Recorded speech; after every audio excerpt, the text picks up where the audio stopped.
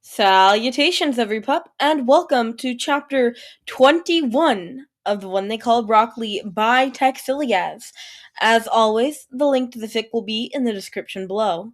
And with that out of the way, let's get on into today's video.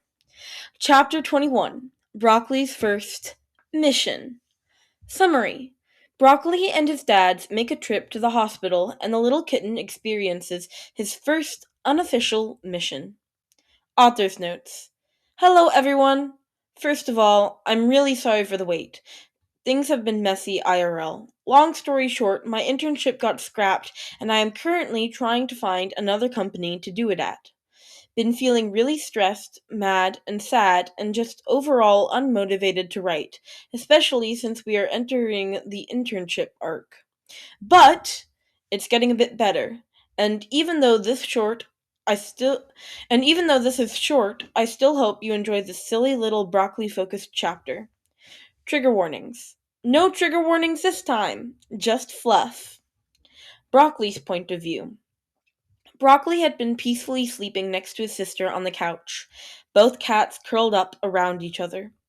The familiar sound of Slushy purring by his side was soothing, and the morning sun gazing in through the window was warming them both. Needless to say, he was feeling pretty damn comfy, and seeing how it was a Sunday, he had every intention of sleeping in as long as he could. But then his ears twitched, and he picked up to the sound of hushed voices and what sounded like someone was shuffling around the apartment. With a tired huff, Broccoli curled up further and turned his head away from the noise, planning to get a few more minutes of sleep. His sister, apparently, had other plans. Beside him, Slushy stretched with a wide, giant yawn, before unceremoniously and rudely stepping on Broccoli to jump down from the couch and strutting over to the kitchen, meowing loudly for food. With an annoyed growl, Broccoli stretched too, before shaking himself off and grumpily moving to follow his big sister. When he stepped into the kitchen, still half asleep, it was to find Shota and Toshi trying to shush a still meowing Slushy and giving her some food, almost as if bribing her to be quiet. "Shh, calm down, girl, you're gonna wake up," Toshi muttered, before glancing over and meeting Broccoli's eyes. "Never mind, he's awake," he sighed, dragging a hand down his face. Immediately, memories from last night came back, and Broccoli let out an offended hiss at his dad for apparently trying to sneak away to the hospital without him. Shota huffed, still looking very much like a mummy. "Oh, please, spare me the dramatics," he muttered, before taking a long sip of coffee through a straw. "I honestly don't get why you would want to come with us. It's not like we are doing anything exciting. They're just gonna remove the bandages." Broccoli huffed right back and rolled his eyes. Did he really need a reason to want to hang out with his two dads? Not to mention, they were going by car! By car! No way was he passing up that opportunity! Throughout the rest of the breakfast, Broccoli kept a close eye on both of his dads, making sure they didn't try to leave without him. And the whole time, Shota kept sighing and telling him to just stay home. But Broccoli didn't care and kept insisting, meowing and climbing them both, demanding to let him go with them. It wasn't until they were both putting on their shoes, Toshi helping Shota with his, that Shota finally gave in. Broccoli had chosen that exact moment to climb Shota and settle on top of his two bandaged arms before looking up at him with big, pleading eyes, and he could feel the moment that Shota's restraint snapped. "Fine, you can come too," Shota groaned, sounding defeated. "You're just gonna follow us anyway if we say no, anyway," he then muttered, earning a chuckle from Toshi.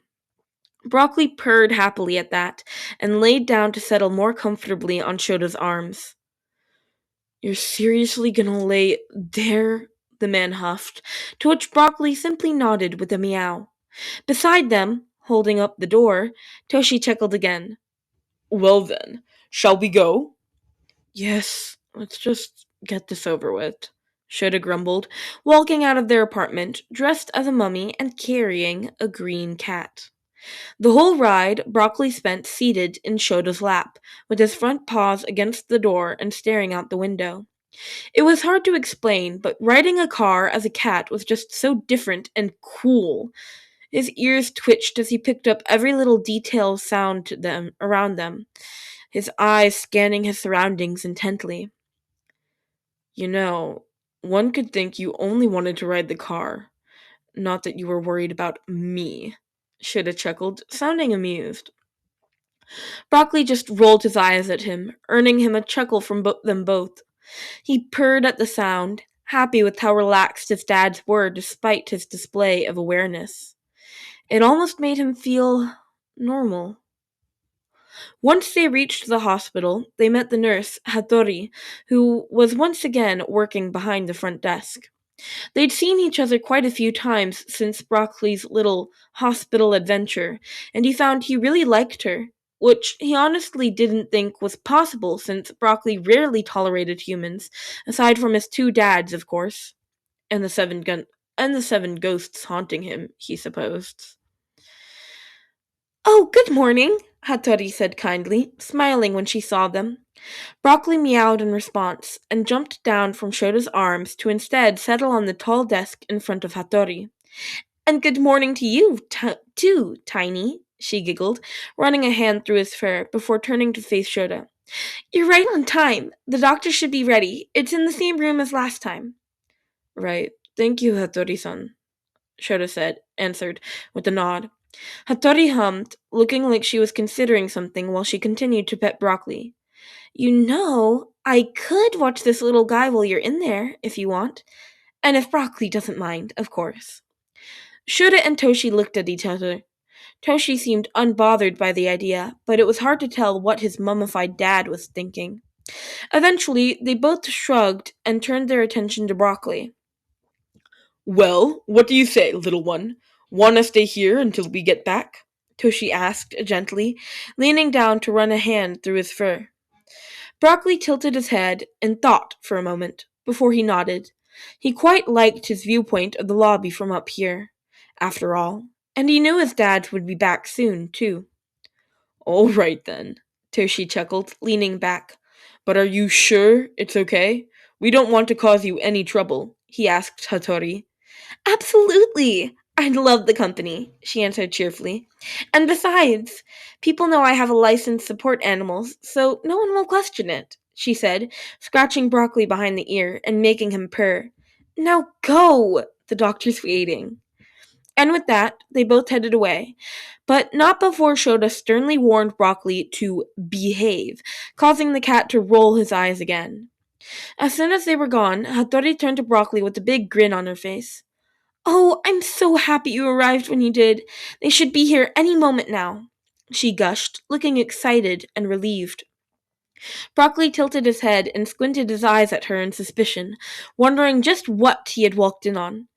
"Oh, don't look at me like that," Hattori huffed, waving a nonchalant hand at him before leaning her eyebrows before leaning her elbows against the desk and lowering her voice. "It's just, well, there's a young child coming here for a surgery in just a moment, and they are really nervous, and they could use a friend while they wait, you know?" she said softly. Broccoli's ears twitched, and he relaxed, already guessing where this was going. "And look, I know you haven't technically started your training as a support animal yet, but what do you say, little one? Want to help them out?" she asked, looking at him pleadingly. He considered her for a while, before he pointed a paw at her in question. "Me? Oh, my support animals are sadly with other patients right now, and my quirk can only help so much," she sighed, leaning her head against one hand. At the mention of her quirk, Broccoli's ears perked up, and he pushed his head against her arm, hoping she would tell him more. "You want to know what it is?" she giggled. "Well, to put it simply, I'm an empath. I can sense what others are feeling and what they need. That's why I knew you were a good little kitty the moment I saw you. It's both a blessing and a curse, working with what I do. But it does help calm patients down. That's why I'm mostly out here, greeting the patients." "Oh, that does explain a lot. But wait, just how much can she sense? Can she sense difference between humans and animals? And oh shit, was that why she said I was more like a hybrid? Did she. The feeling of a hand ruffling his fur had him stop in the middle of his panicked thoughts, and he looked up to find Hattori smiling at him. Hey now, no need to be upset. I don't know what you're hiding, but I won't pry. I'm just glad if you want to help me with the occasional kids.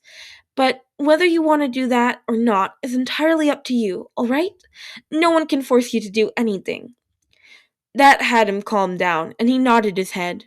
He wasn't sure what to do, but he remembered how nice it had felt helping that other child, so if he could somehow help this one, then he'd happily do it. Hattori smiled at him and sighed in relief. Thanks, Tiny. It was at that moment that the apparent child walked in, and with what Broccoli presumed was his parents walking on either side of them. Hattori quickly straightened up and greeted them with a smile. Hello there! The kid, who probably wasn't older than 8, didn't even glance up, instead pointedly staring at the floor. Their face was very pale, and they were trembling slightly. It was clear that they were scared. Hattori and the parents exchanged some words, and all the while, Broccoli kept his focus on the kid, feeling this familiar urge to help, much like Izuku would get whenever someone was in trouble. After a while, Hattori softly cleared her throat. I have someone here who would really like to meet you, she said gently, while the parents encouraged the kid to look up. As soon as they raised their head and they saw Broccoli, their dull eyes widened remarkably, gaining some clarity and shine. Is that a cat?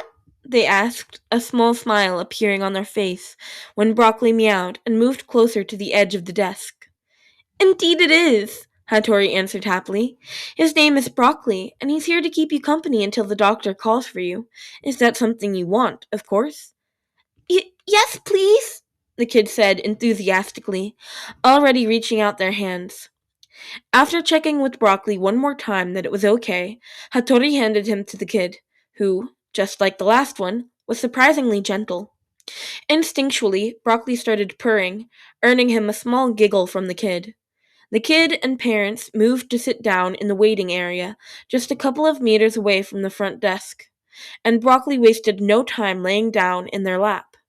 It was clear that the kid wasn't used to petting animals, sometimes moving their hand too fast or tugging at his fur too roughly, but he didn't really mind, not when it was clear the kid needed this. He felt that he could get used to this job.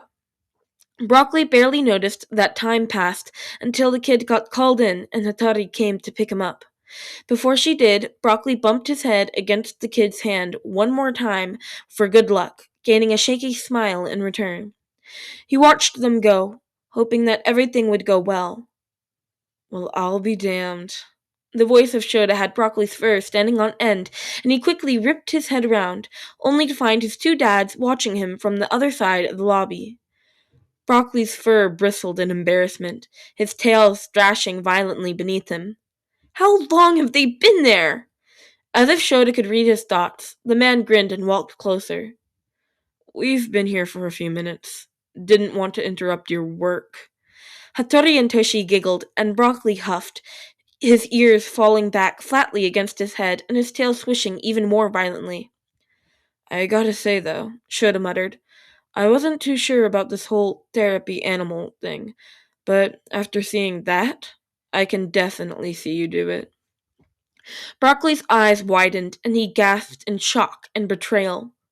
Really thought that just because I can't stand your loud friends that I wouldn't be able to be kind to kids? I'm not heartless, Shota. Hattori giggled and hugged Broccoli a bit tighter.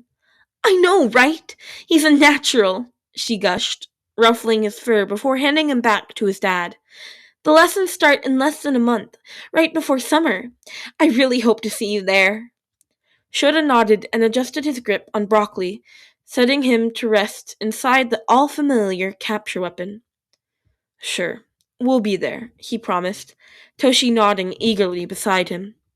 This up close, Broccoli noticed the new scar on his cheek, and he carefully reached out a paw to gently touch it, causing Shota to look down and flash him a sad smile. I'm fine, kitten. It doesn't hurt, he said softly. Broccoli hesitantly nodded before he removed his paw. The whole ride home, instead of looking out the window, Broccoli found himself curled up inside the capture weapon with his eyes focused on the scar, sadness and guilt weighing him down. Shota's point of view. Ever since they got back from the hospital, they both noticed how Broccoli seemed to be a bit clingy towards Shota. Slushy also seemed to be extra loving towards him, having been very happy once she saw him again, without bandages covering his whole body. But the kitten took it to a whole other level. It was like wherever the man Brent went, Broccoli would follow like a green little duckling, with the only exception being in the bathroom. And as much as Shota rolled his eyes or shook his head at the little kitten's silly antics, he just didn't have the heart to tell him to stop. Not when those green eyes, filled with so much fear and grief, would trace his new scar and look at him as if Shota would suddenly vanish before his very eyes. Shota wasn't sure just how far the kitten's awareness and intelligence went, or if he had an understanding of death or life itself. But looking into those eyes, it was clear that something about the scar deeply scared and upset the small kitten. So if being close to Shota helped him relax, then who was he to chase him away? He huffed at the amused idea of him being like a reverse comfort animal to the kitten. To be fair, he hadn't been exactly thrilled at the idea of Broccoli getting a job, especially one that circled around him being handed over to complete strangers. He just didn't trust other people around his animals, especially small children. But seeing how well it had gone today, he had to agree with Hattori. The little guy was a natural, and if it was something that Broccoli wanted to do, then he just had to support it. The course would be held at the start of summer, right before the first year's planned summer camp, so it should be possible for them to attend and finish the course before Shota had to leave with the students. And speaking of his students, Shota sighed, thinking about the upcoming day, looking down at his lesson plan spread out in front of him. Toshi had already headed to bed over an hour ago, and Broccoli had long since fallen asleep on his lap. And, as per the law of every pet owner, Shota was stuck on the couch, unable to move. Which was fine, since he had some catching up to do surrounding his job. Hero names, huh? Shota muttered, absent-mindedly running a hand through Broccoli's curly fur. He couldn't help wondering what his students this year would choose, or how they would react to the new addition to their class. Tomorrow certainly will get interesting, he muttered quietly, his thoughts automatically moving to a certain green-haired student. In his lap, Broccoli sneezed adorably. Author's notes.